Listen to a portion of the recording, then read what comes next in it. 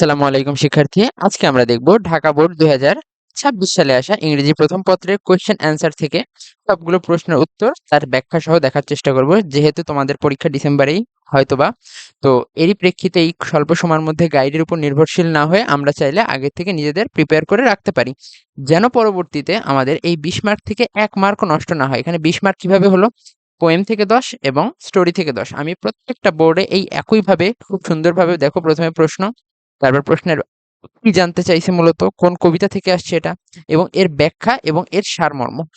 একটা জিনিস খুব কম্প্যাক্ট করে প্রত্যেক প্রশ্ন এভাবে বোঝানোর চেষ্টা করছি। আমি আশা করবো আমার শিক্ষার্থী তোমরা শেষ পর্যন্ত থাকবে। এইভাবে আমি ঢাকা বোর্ড, রাজশাহী বোর্ড, দেখো অলরেডি কয়েকটা বোর্ড হয়তো আপলোড করে দিয়েছি, তোমরা আমার চ্যানেলে গেলেই পেয়ে যাবে। তার পাশাপাশি তোমরা যদি কোনো সার্টিফিকেট পেতে চাও বা কোনো সার্টিফিকেট অনুযায়ী একটা কম্পিটিশনে নাম দিতে চাও যেটা সম্পূর্ণ ফ্রি, তো তোমরা এই ভিডিওটা দেখে আসতে পারো, আমার ভিডিও সেকশনের প্রথমেই পেয়ে যাবে। তো আর কথা না বাড়িয়ে শুরু করছি আমাদের main content. What does the poet mean by useless years in the poem O me O life? নিষ্ফল বছর বলতে ওমি ও লাইফ কি বোঝানো হয়েছে? এটা ওয়ার্ল্ড হোয়াইটম্যান দ্বারা লেখা হয়েছে। দেখো, useless years means the years of life that feel empty, meaningless and unproductive. আমরা যে সকল সময় রিলস দেখি এইটাই হচ্ছে ইউজলেস ইয়ার্স। মানে আসলে এই রিলসের কিন্তু কোনো মহত্ব নাই, তবে আমরা আমাদের দিনের 90% সময় কিন্তু এই ইউজলেস ভাবেই নষ্ট করে ফেলি। এমনকি আমার নিজেরও স্ক্রিন টাইম দেখলে 15 আওয়ার্স পাওয়া যাবে, যার মধ্যে ইনস্টাগ্রামে পাওয়া যাবে 7 ঘন্টা। তো এটাই হচ্ছে ইউজলেস ইয়ার্স, তাই তো? তো meaningless and unproductive. The poet is talking about years when a person does nothing valuable, মানে ইম্পর্টেন্ট কিছু করি না। তো এই ভ্যালু যদি যেন থাকে, 1 মিনিটও যদি ভ্যালুয়েবল রাখতে চাও, তো জীবনে কোনো কিছু অর্জন করতে চাও, তো অবশ্যই কিছু কিছু ভালো পদক্ষেপের দিকে আগতে হবে। কোনো ভালো যে কোনো জিনিসের দিকে, যেখানে কোথায় কোর্স করা যায়, কিভাবে একটা নতুন রিকগনিশন পাওয়া যায়, এরকম চিন্তা ভাবনা রাখতে হবে। তো এটাই তখন তখন আমাদের প্রত্যেকটা সেকেন্ড হবে meaningful. No purpose, no contribution. These are the years wasted in confusion, idleness, or hopelessness. The poet feels that both he and the people around him have spent years without any real meaning or direction. আমরা এরকম অনেক বছর নষ্ট করে থাকি যেখানে আসলে যার কোনো সত্যিকার অর্থ নাই বা কোনো ডিরেকশন নাই।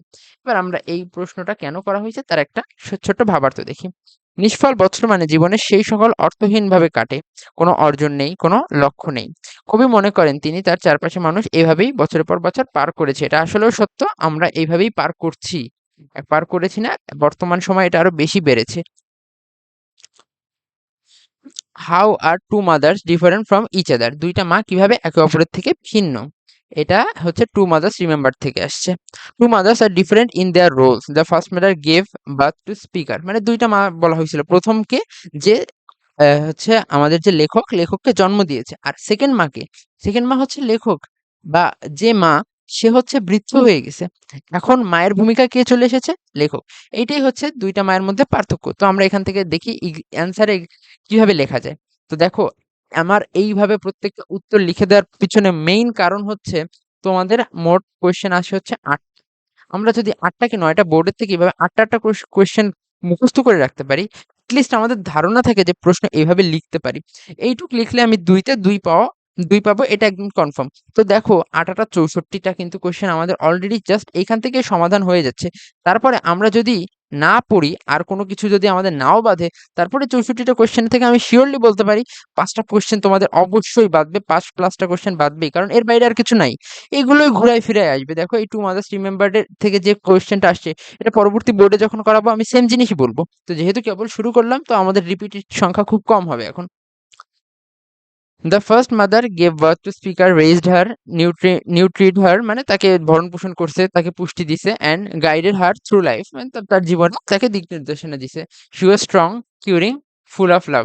But the second mother, the same person in old age, মানে প্রথম মা কে ছিল?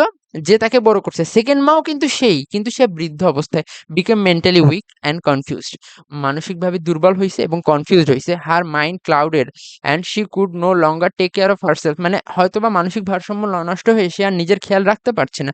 She became like a child who needed to be cared for, মানে সে এমন একটা বাবু বাবু হয়ে গেছে যে তারই এখন যত্ন নিতে হবে। And they are reversed completely, এখন তারা পুরোপুরি ভিন্ন হয়ে গেছে।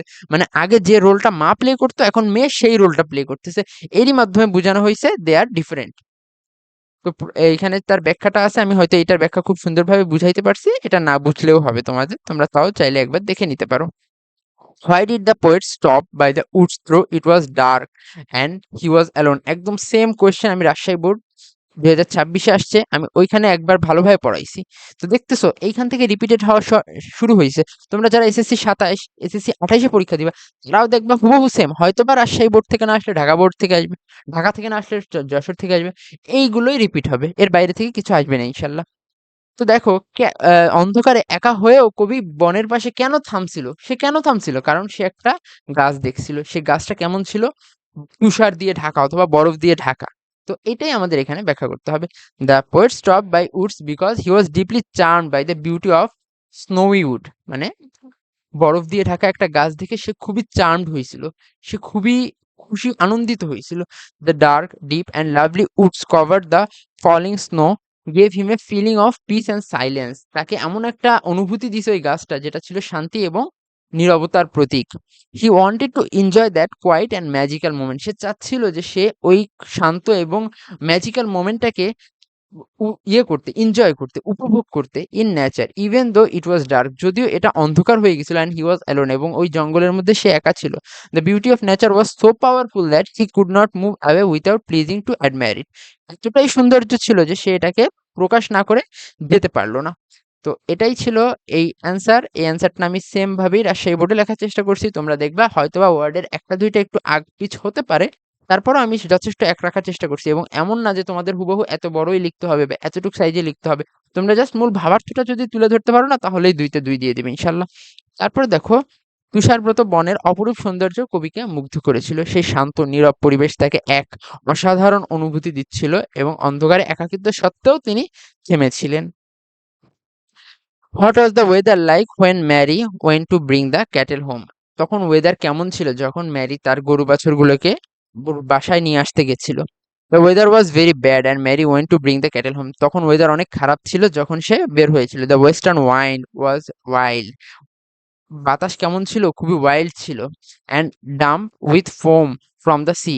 আমরা ফেনা ওঠে না সমুদ্রে? আমরা যখন কেউ কক্সবাজারে গিয়ে যেয়ে থাকলে দেখতে পাবে সমুদ্রে ওখানে ফেনা ওঠে, তো ওগুলোকে ফোম বলা হয়। There was thick mist in the air. এয়ারে হালকা কুয়াশা ছিল, দ্যাট কভার দ্য ল্যান্ড, যেটা হচ্ছে আমাদের ভূমিকে কভার করে রেখেছিল। The tide and the western sea was rising fast. মানে পানি, এখানে টাইড বলতে কি বোঝানো হয়েছে? আমরা নদীতে কি দেখি? জোয়ার ভাটা না? এখানে টাইড বলতে ভাটা বোঝানো হয়েছে হয়তো।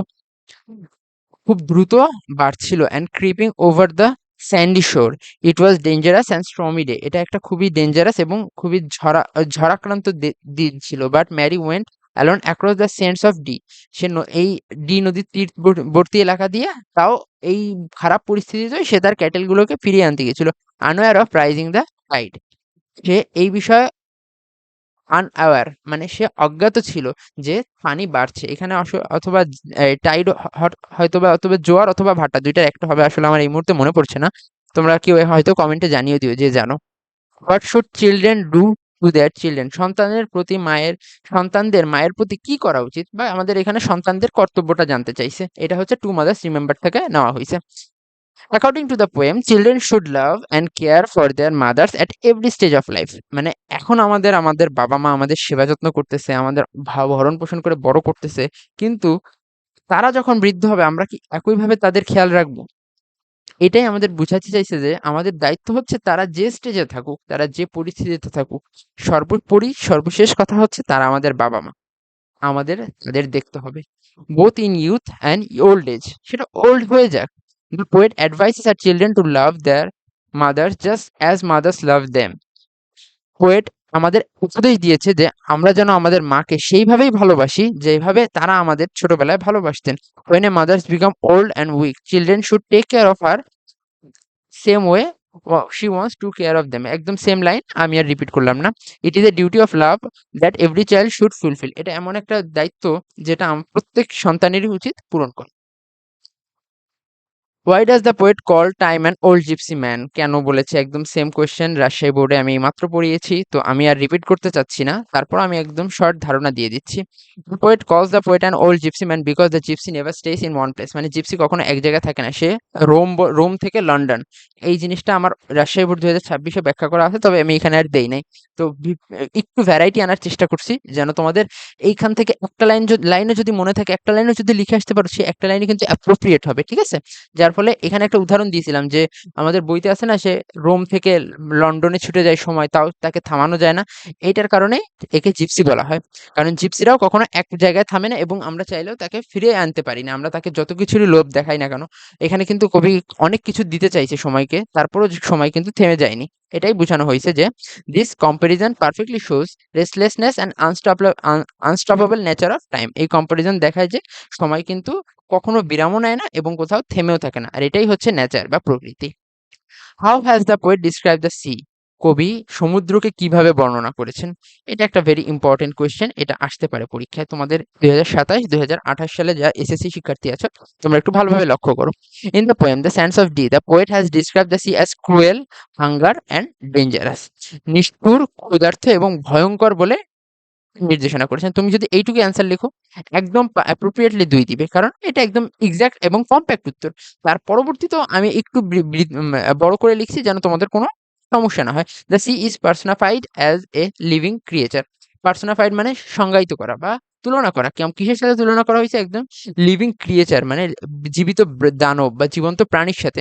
ইট cruel slowly over the land sand like a monster. এটা খুব ধীরে ধীরে বালির উপর থেকে উঠে একটা মনস্টারের আকার ধারণ নেয়। And shallows Mary without mercy, এবং মেরিকে নিয়ে যায় কোনো ধরনের দয়া দেখানো ছাড়া। এইটাই হচ্ছে সি কে ডিসক্রাইব করা হয়েছে। আর চাইলে ডিসক্রাইব না করতে পারো যে এখান থেকে টাইড আসে বা জোয়ার ভাটা চলে, অনেক দ্রুত পানি ওঠে। এই জিনিসগুলো ব্যাখ্যা না করলেও হবে, অনেক বেশি ইম্পর্টেন্ট না। What else can poet offer time if it stage for a day? আমি একটু আগেই বলেছি কবি কিন্তু অনেক কিছু অফার করেছিল যেন সময় এক মুহূর্তের জন্য থেমে যায়। সময় একদিন থাকলে কবি আর কি কি দিতে পারতেন, এখানে কি কি দিতে পারতেন সেই আমাদের লিস্টগুলো দিতে হবে। যেমন a golden throne of rest অফরন, মানে একটা আংটি দিতে চাইছিল। তারপরে একটা ঘোড়ার যে বেল থাকে। তারপর পিকক বো করে মানে কি, এখানে সম্মান বুঝাইছে। ও সময়কে সম্মানও দিতে চাইছে। বয়েজ সিঙ্গিং, ছেলেরা গান গাচ্ছে, এটাও দেখাতে চাইছে। একটা ফুলের মালাও দিতে চাইছে। কিন্তু কোনো কিছু দিয়ে কিন্তু সময়কে আটকানো যায়নি। এইটুকুই হচ্ছে মেইন থিম। বাকিগুলো আমি জাস্ট একটু বুঝানোর জন্য এবং জিনিসটা এলাবোরেট বা একটু বৃদ্ধি করার জন্য দিয়েছি। তো এই ছিল তোমাদের 8 নাম্বার পর্যন্ত 8টা। তো আমি আশা করব তোমরা আমার ভিডিওটি শেষ পর্যন্ত দেখেছো, এবং তোমরা যারা এই যে সময় একদম রিলস দেখে অপচয় করতেছো, সেখান থেকে 2 মিনিট সময় যদি বের করো, তাহলে এই ফর্মটা ফিল আপ করতে 2 মিনিট লাগবে। ফর্মটা ফিল আপ করলেই হয়তো একটা সার্টিফিকেট পেয়ে যেতে পারো। তোমাদের মোবাইলের ছবি তুলে আপলোড করলেও হবে। তোমরা এই ভিডিওটা অবশ্যই দেখে আসো, এবং এর পরের দিন আমরা নতুন আরেকটা ভিডিও নিয়ে আসবো। তো অবশ্যই চ্যানেলটা সাবস্ক্রাইব করে রাখবে, তা নাহলে কিন্তু তোমাদের ভিডিও খুঁজে পেতে কষ্ট হবে।